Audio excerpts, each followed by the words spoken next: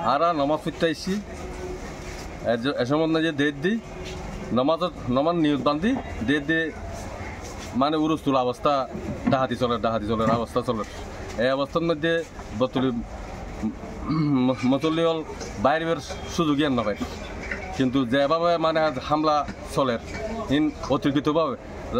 তারা যদি হনিকে যদি এরা ডাহাতি করতে আইলে রাতে ডাহাতি করে জায়গা দখল করতে তারা জায়গা দখল করতে জায়গা দখল করতে আইলে দিনতে আইতে